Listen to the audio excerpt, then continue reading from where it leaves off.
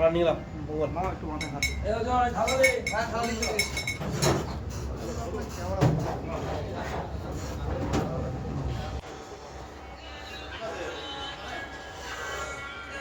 নিয়ে চলে যাও। গ্লাসটা রেখে দাও দাদা গ্লাস একটু ধরাবে, থালাটা ধরাবে, একটু প্রসাদ দেবো।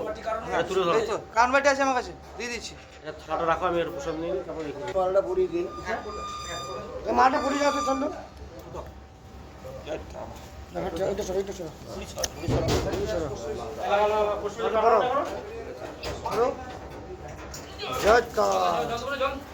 হ্যাঁ জল দাও দাঁড়াও সোনা ভিজে দাঁড়াও